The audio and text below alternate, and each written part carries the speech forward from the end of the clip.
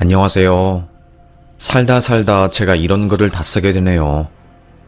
저는 평범하고 행복한 삶을 살고 있었던 한 여자입니다. 과거형이죠. 가난한 집에서 성실하게 살았어요. 그 힘든 환경 속에서도 4년제 대학을 나오고 떳떳하게 정규직 대기업에 합격을 했으니까요. 그런데 그런 저에게도 견디기 힘든 일이 생기더라고요. 남편이랑 결혼한 지 1년째였습니다. 남편과 저는 대학교 커플이었어요. 6년을 사귀었고요. 남편도 저랑 비슷한 가정 환경이었어요. 사귄 지 100일이 되던 날, 남편은 저에게 본인 가정사를 들려줬지요. 나 사실 부모님이 안 계셔. 고아야. 알고 보니 남편의 부모님은 남편이 어릴 때 이혼을 하셨대요. 그래서 외할머니 손에서 혼자 크다가 외할머니마저 돌아가시고 주변 친척들이나 부모님들 중에 남편을 키워주겠다는 사람이 안 나타나서 시설에서 자랐다고 합니다. 어릴 때부터 기죽는 일이 많았고 이유도 없이 시설 형들한테 맞는 경우도 있었대요. 그래서 그런지 남편은 성격이 남자답다고 설명하기보다는 여자들처럼 섬세하고 공감 능력도 꽤나 좋은 편이었습니다. 사람 자체가 따뜻하고 온화했어요.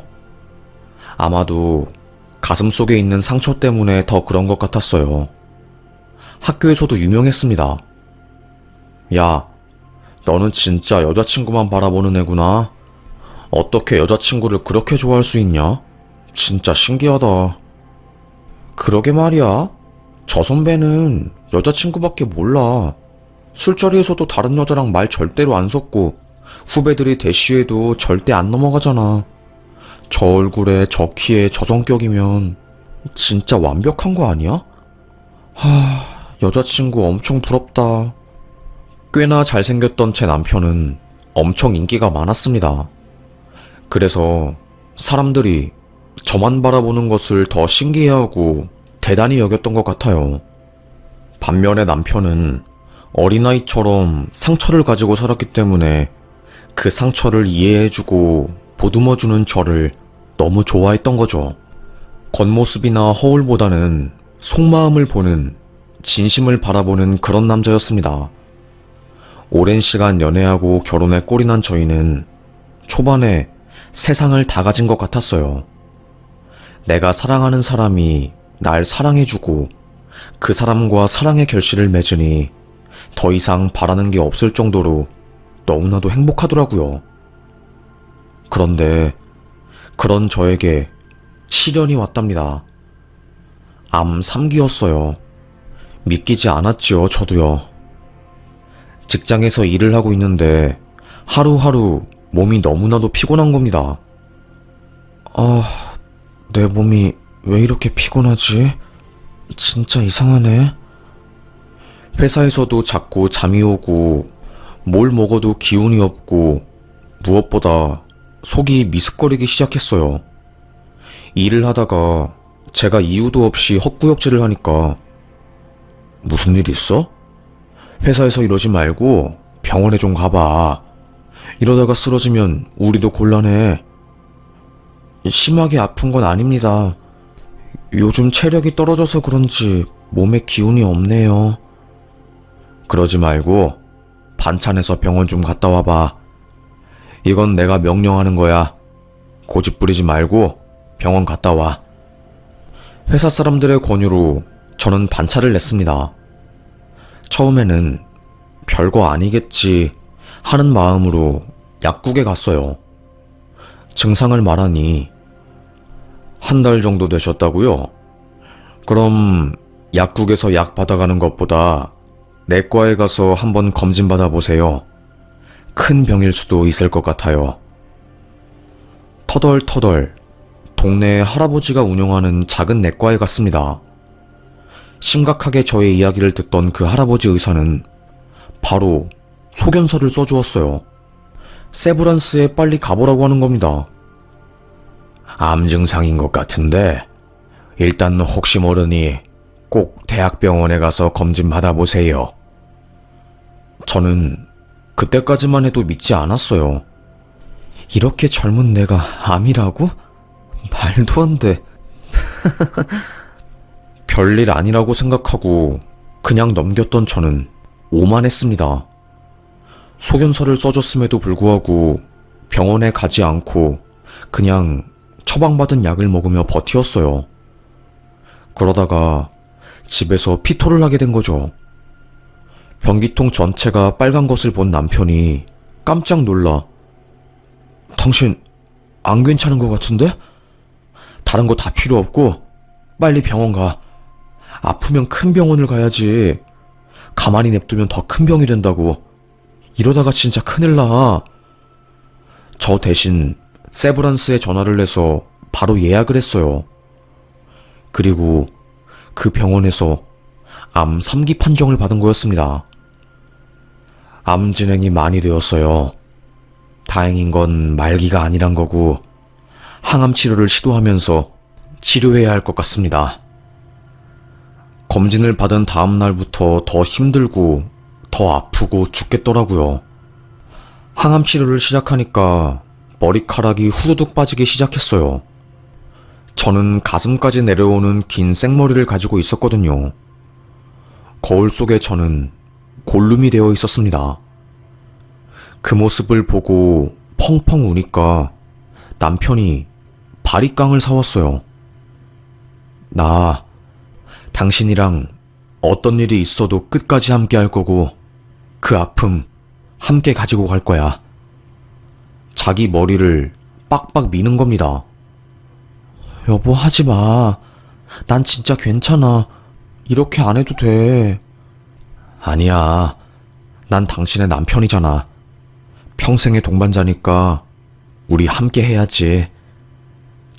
엉엉 울었습니다. 남편은 회사를 그만두고 꼬박 3년간 저를 간병해 주었어요. 낮에는 절 간병하고 제가 자는 밤에는 대리운전을 하러 다녔습니다. 온 동네 사람들이 아유, 저 집 남편은 아주 애처가야. 아내가 암 걸렸다고 본인도 머리 밀고 대단해 정말로. 이런 남자 별로 없다니까. 그러게 말이야. 저 여자는 무슨 복으로 저런 남편을 물었을까? 남편 복도 진짜 큰 복이야. 모든 사람들이 인정할 정도로 저의 남편은 따뜻하고 가정적인 사람이었어요. 3년간 본인은 삼각김밥이랑 김밥천국에서 가장 싼 김밥 사 먹으면서 허기를 달랬지만 항상 저에게는 최고급으로 뭐든지 해주었거든요. 미안해서 어떡해. 됐어. 암 치료하는 것에만 집중하고 다른 건 신경 쓰지 마. 알겠지? 저를 무한 응원해주는 남편 덕분에 저는 더더욱 힘을 내게 되었고요. 그리고 신약으로 나온 표적 항암 치료제가 저에게 아주 잘 들어서 암세포가 거의 90% 이상 전멸된 상황이 되었습니다.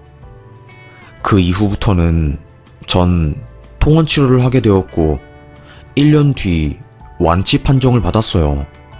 정확히 말하자면 5년간의 암세포 추적 관찰을 완료한 것은 아니지만 어찌되었건 검사상으로 저는 암세포가 없는 상황이었습니다. 아주 힘들고 고되었지만 다시 일상 속으로 돌아갈 수 있게 되었고 제가 사는 평범한 하루하루가 너무나도 감사했어요. 남편도 저도 복직에 성공했지요. 대학 동기들은 제가 3년간 소식이 없다가 다시 나타나니 놀라서 무슨 일이냐고 물었어요. 사실 나 암에 걸렸어. 남편이 옆에 있어줘서 다행이었지. 언니, 그렇게 아팠으면 우리한테 말을 했어야지. 왜 말도 없이 쥐도새도 모르게 잠적했어. 우리가 얼마나 걱정이었는데. 그래도 오빠가 언니 지켜줄 거라고 생각은 했는데 정말 다행이네. 그러게 말이야. 역시 진짜 애처가라니까. 세상에 그런 남편 없을 거다. 하루하루가 행복하더라고요. 죽을 뻔하다가 살아나니까 제가 느끼는 모든 것들이 감사하고 아주 소중했습니다. 남편은 기존에 다니던 식품회사를 그만두고 건설회사에 들어갔어요. 아무래도 식품회사보다 건설회사가 야근이 많고 힘든 일이 더 많아서 그런지 전 회사에 다닐 때보다 더 힘들어하고 심적으로 고통스러워 하더라고요. 매일 집에 들어올 때마다 낯빛이 아주 안 좋았습니다. 여보, 괜찮아? 너무 일이 힘들면 다른 곳으로 이직하는 게 낫지 않아? 이직도 생각 중이긴 한데 이직이 쉬운 것도 아니고 일단 버틸 수 있을 때까지는 한번 버텨보게. 뭐 답이 있겠지. 원래는 집에 들어오면 자기야 나왔어 뽀뽀 애정행각을 부리는 남편이었는데 회사를 옮긴 이후부터로는 샤워하고 침대에 누워서 잠들기 바빴어요. 그래서 저는 항상 저녁을 혼자 먹기 시작했죠. 아무래도 같이 함께 이야기하는 시간이 줄어들다 보니까 저희 사이도 예전 같지 않았습니다. 저는 속으로 영원한 사랑은 없다고 하던데 그 말이 이 말이었구나. 나한테는 해당되지 않는 말인 것 같았는데 인간은 다 똑같구나. 씁쓸했습니다. 점점 저희도 다른 부부와 다를 것 없이 무미건조하고 재미없는 부부의 삶을 살기 시작했어요. 문제는 남편의 야근이었습니다. 술도 못 마시는 사람이 맨날 일 끝나고 회식하느라 술을 마시고 들어오니까 점점 소통이 안 되었어요. 새벽 1시에서 2시에 들어오는 것은 다반사였고 심지어는 3시에 들어온 적도 있었습니다. 여보, 요즘 너무 늦게 들어오는 거 아니야? 당신 술도 못 하는데 계속 이렇게 술 마시러 다니면 정말로 병나겠어. 집안에 아픈 사람은 나로 좋게 해야지. 아, 몰라. 내가 회식 가고 싶어서 가는 줄 알아? 나도 골 아파 죽겠으니까 더 이상 말 걸지 마. 너무나도 많이 변해버린 남편이었습니다. 속상하더라고요. 원래 이 사람이 이렇게 까칠하고 예민한 사람이 아니었는데 어쩌다가 이렇게 됐을까? 저는 남몰래 속을 삭혔어야 했습니다. 주변 사람들은 남편을 애처가로 알고 있으니 이런 실상을 말할 수도 없는 상황이었고 이해받기는 더더욱 힘든 상황이었어요. 그런데 웃긴 건 어느 순간부터 남편이 잠자리를 저와 안 해주기 시작한 겁니다. 여보, 요즘 많이 피곤해? 나 당신이랑 오랜만에 살 부대끼고 싶은데. 아, 피곤해. 건들지 마. 제가 조금이라도 남편에게 애정행각을 하려고 하면 소스라치듯이 몸을 떨치고 도망가는 거였습니다. 솔직히 말하자면 여자로서 그런 반응은 되게 자존심 상하는 반응이잖아요.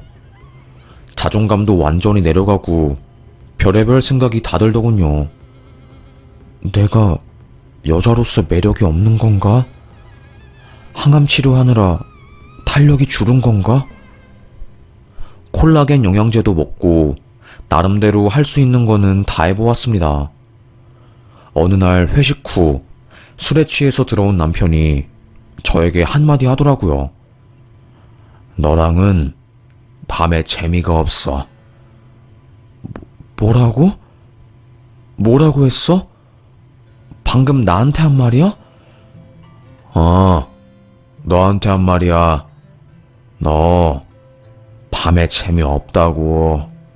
이런 말을 할 남편이 아닌데 저는 남편이 무슨 귀신의 시인 줄 알았어요. 항상 이쁜 말만 하고 사람들한테 상처 주는 말은 절대로 안 하는 사람이었거든요. 순간적으로 막 눈물이 났습니다. 아무리 내가 매력이 없고 안 좋아도 그렇지 어떻게 그런 말을 나한테 할 수 있어? 사람이라는 게 지켜야 할 선이 있는 거잖아.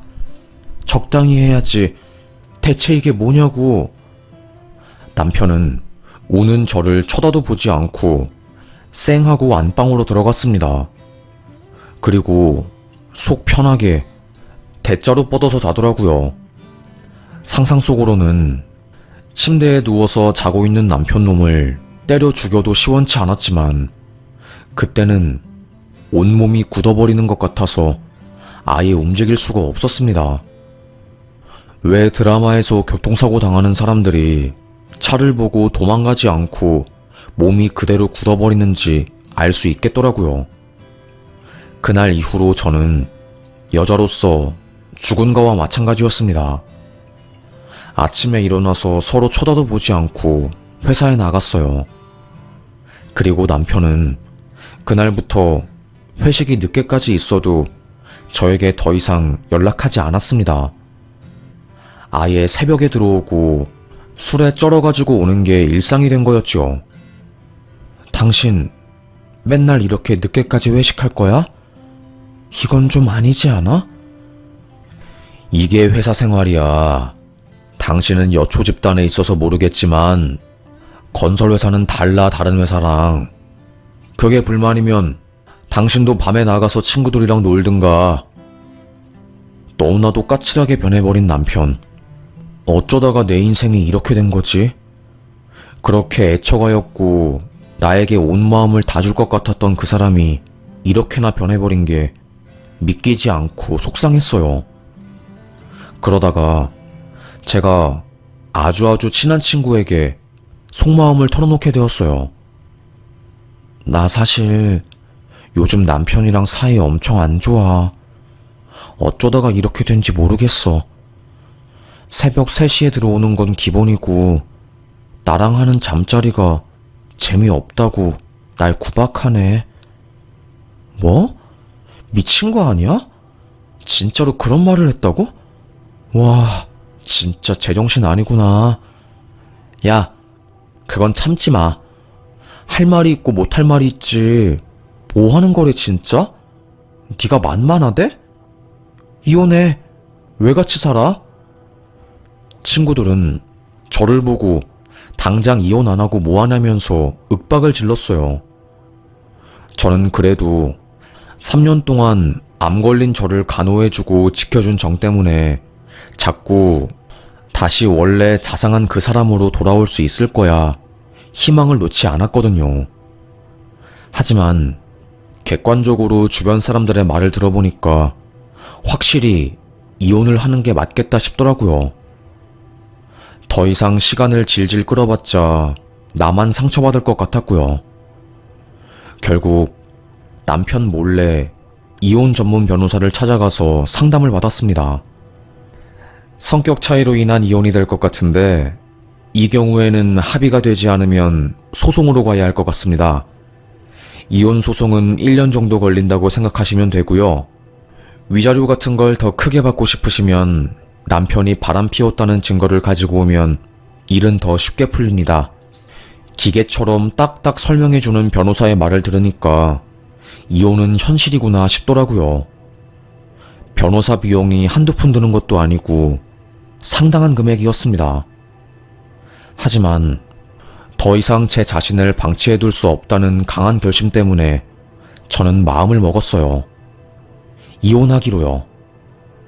간단한 서류를 작성하고 그걸 챙겨서 집에 왔습니다. 여러 곳의 이혼 변호사랑 상담하기 위해서 핸드폰으로 변호사를 찾고 있었어요. 요즘 이혼하는 사람들이 진짜 많긴 많나 보네. 한참 핸드폰을 보고 있었는데 모르는 번호로 전화가 자꾸 오는 겁니다. 뭐야, 자꾸 왜 모르는 번호로 전화 와? 무섭게. 전화를 받지 않았어요. 그런데 2번이나 또다시 전화가 오더라고요. 누구세요? 선여정 씨 맞으신가요? 네, 맞는데요. 강력계 형사의 전화였던 겁니다. 보이스피싱인 줄 알았어요. 왜냐하면 남편이 한 오피스텔에서 사망한 채로 발견되었으니 빨리 병원으로 오라는 말이었거든요. 그게 무슨 소리예요? 제 남편이 사망을 했다니요. 오피스텔이요? 너무 말도 안 되고 갑작스러운 이야기를 하니까 믿지 않았습니다. 하지만 병원에 전화를 해서 제 남편 이름을 대니까 접수된 게 있다는 이야기를 듣고 바로 택시를 타고 병원에 도착했습니다. 이미 병원에는 기자 한 명과 강력계 형사가 와 있었어요. 이게 무슨 일이에요? 제 남편이 사망했다니요. 오늘 아침에만 해도 두 발로 멀쩡히 회사 간 사람인데. 의사 한 명이 나와서 저에게 말을 걸더라고요. 일단 구급차에 탔을 때부터 심정지 상태였고 제세동기를 이용해서 맥박은 살려놨지만 쉽지 않았습니다. 사망 선고 받았다는 사실을 알게 되었을 때 꿈을 꾸는 것 같았습니다. 눈물도 안 나오더군요. 장례식은 어떻게 해야 하는 건지, 뭐가 뭔지 정황이 하나도 없었어요.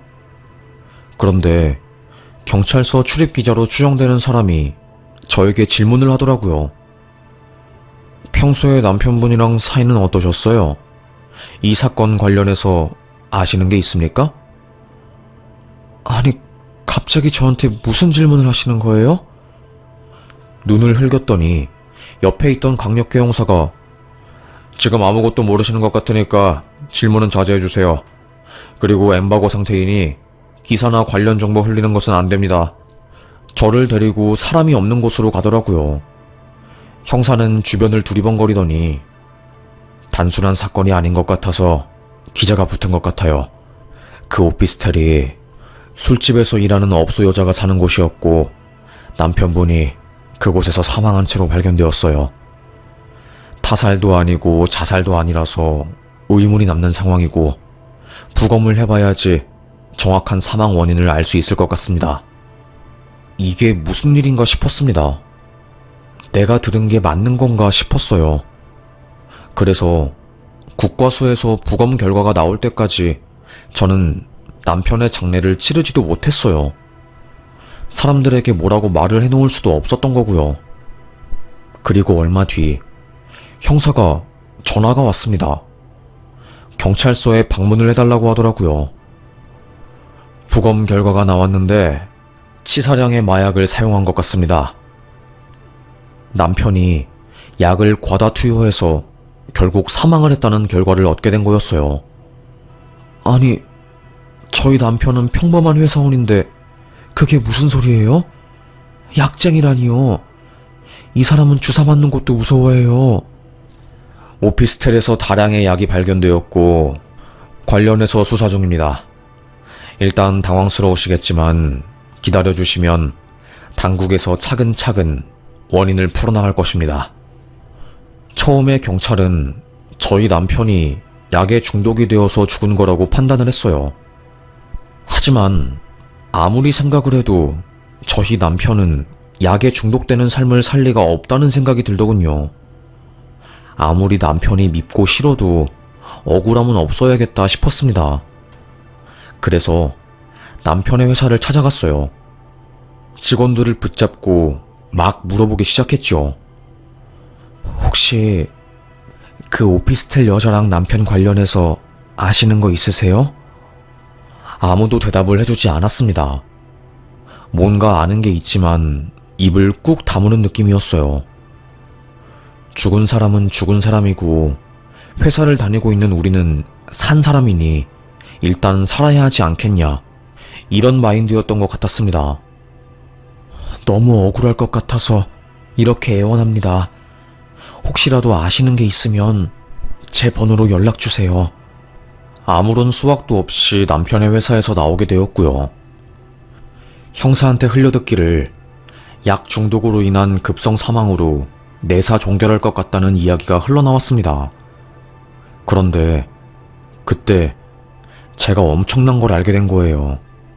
남편의 명의로 대출받은 금액이 거의 8억이 넘었던 겁니다. 안방 서랍 아래에서 빚 독촉장을 보게 된 저는 은행을 일일이 다 찾아가서 확인한 거였죠. 아니, 이렇게 큰 돈을 나 몰래 빌려서 어디에 쓴 거야? 대체 뭐가 어떻게 된 거야?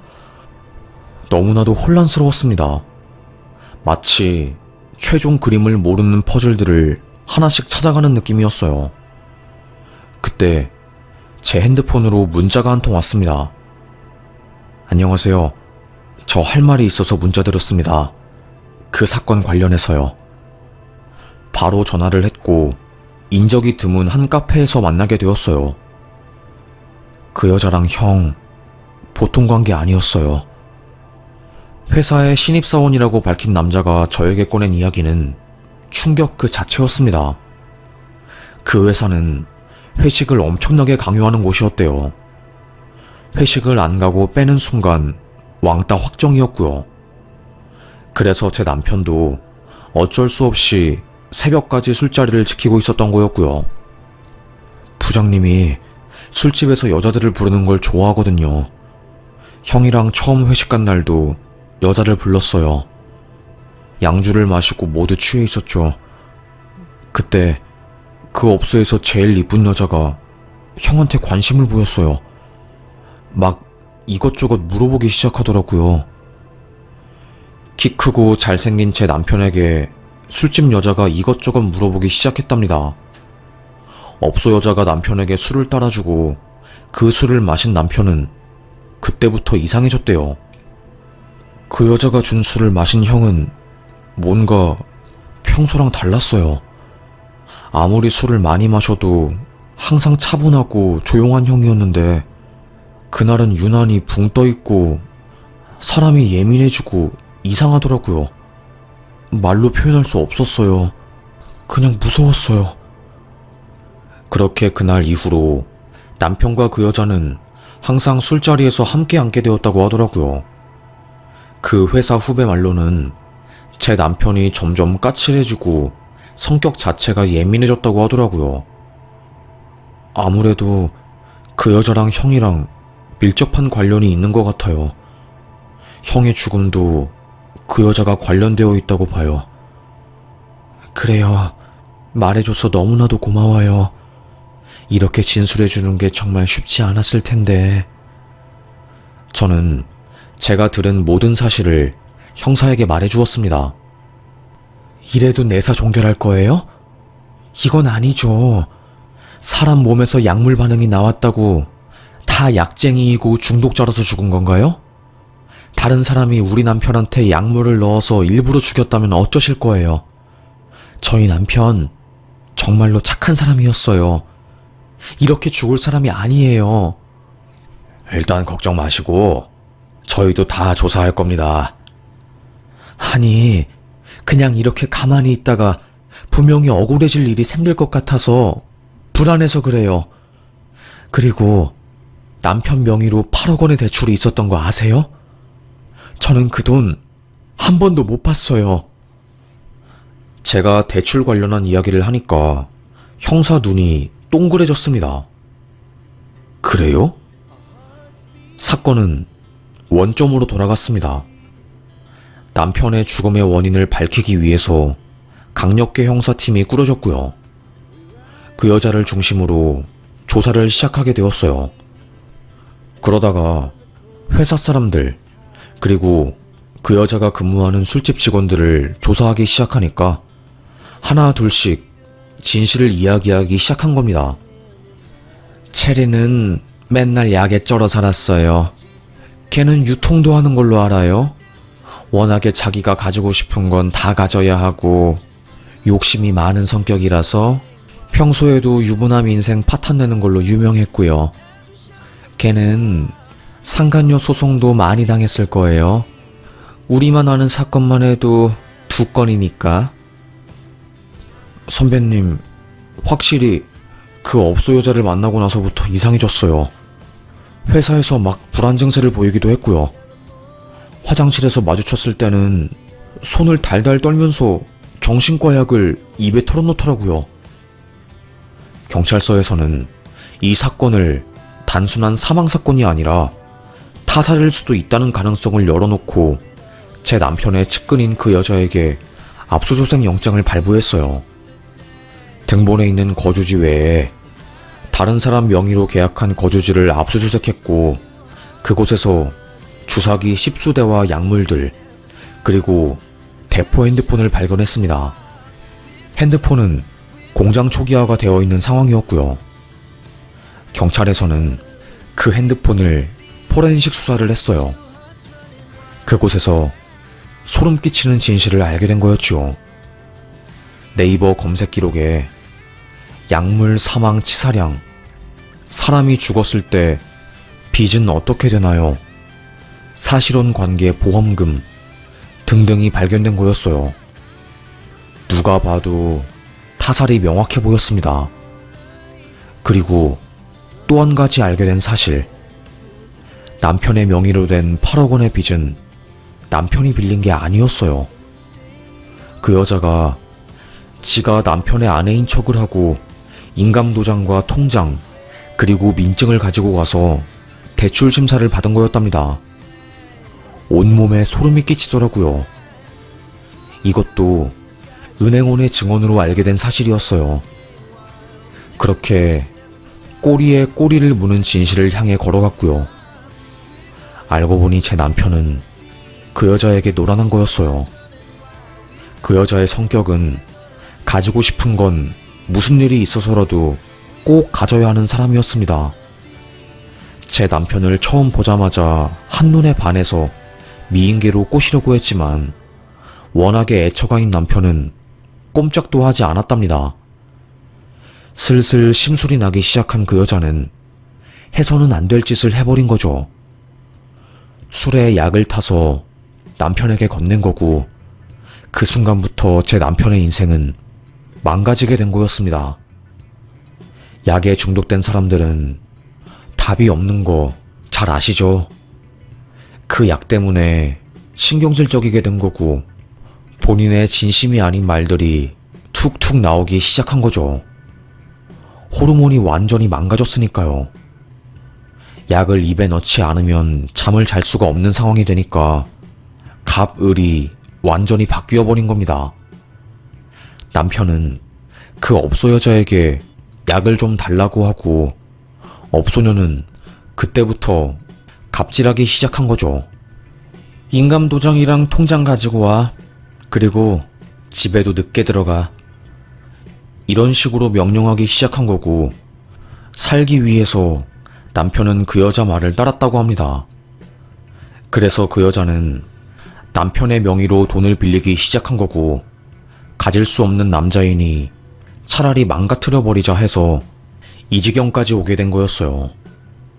모든 퍼즐이 맞추어지고 검사가 신문을 하니 그제서야 그 여자는 토로를 하더군요. 일부러 죽이려고 한 건 아니었어요. 제가 그 남자한테 와이프랑 이혼하고 나랑 살자고 하니까 그건 안 된다고 언젠간 중독에서 벗어나 와이프한테도 다시 예전의 나로 돌아갈 거라고 말하니까 갑자기 화가 나더라고요. 난 왜 맨날 사랑에 실패하고 남들처럼 사랑받지 못하는 건지 이런 생각이 들어서 그만. 그래서 제 남편의 몸에 치사량의 약을 넣어버리고 오피스텔에 방치한 뒤 집을 나간 거였대요. 온몸에 소름이 끼치는 이야기였습니다. 제가 사는 세상이 맞나 싶었어요. 검사는 저에게 그러더라고요. 10년 전이랑 너무 달라졌어요. 요즘 대한민국이요. 뭐 조금만 호기심을 가지면 약들을 다 손에 넣을 수 있으니까요. 이런 일도 심심치 않게 벌어지곤 합니다. 아무것도 모르는 그저 회사원이었던 저는 충격을 금할 수 없었고요. 모든 전말을 알게 되니까 그제서야 남편의 행동이 이해가 가기 시작했습니다. 정말 말로 표현할 수 없는 심정으로 남편의 장례를 치루었고요. 저는 남편을 대신해서 그 여자랑 끝까지 싸웠습니다. 1심에서 무기징역을 선고받은 그 여자는 2심에서 계획살인에 죄질이 안 좋다는 이유로 22년형을 선고받았네요. 1심보다 감형되어서 화가 난 저는 지금 대법원 항고를 준비하고 있습니다. 22년 뒤에 살인자가 세상을 돌아다닌다는 게 믿기지가 않아서요. 요 며칠 전에 남편의 기일이라 생각이 뒤숭숭해서 이렇게 사연을 적게 되었네요. 한참 뉴스에도 나오고 기자들이 어떻게 제 회사랑 집을 알았는지 막 찾아오고 난리도 아니었답니다. 인터넷 기사에도 올라가고 그랬었네요. 기자들 때문에 더 상처받고 끝까지 주변 사람들에게 숨기려고 했지만 반강제로 오픈하게 되었고요. 그래서 한동안 저는 주변 사람들의 입방아에 오르락내리락하고 너무나도 힘들고 버거웠네요. 주변 사람들의 반응 때문에 더 상처받기도 했고요. 참 이런저런 이유들로 많이 힘들었네요. 하지만 지치지 않고 끝까지 이 싸움 해볼 예정입니다. 하늘에 있는 남편을 더 이상 원망하지도 않고 미워하지도 않으려고요. 속사정을 알게 되니 미워하는 감정은 사라지고 안타깝고 측은한 마음만 남았거든요. 앞으로 어떻게 살아가야 할지 잘 모르겠지만 힘내서 살다 보면 길이 보일 거라고 믿습니다. 하늘이 무너져도 솟아날 구멍은 있다고 했으니 그 말을 철석같이 믿고 살아보렵니다. 그럼 지금까지 저의 이야기를 들어주셔서 감사합니다. 그리고 혹시 몰라서 하는 말인데 낯선 사람이 주는 술은 절대로 받지도 마시고 마시지도 마세요. 세상에 공짜는 없는 것 같아요. 그리고 사람 조심하세요. 사람이 제일 무서운 것 같습니다. 그럼 저는 여기서 마무리하겠습니다. 오늘 하루도 건강하시고 무탈하시길 기원하겠습니다.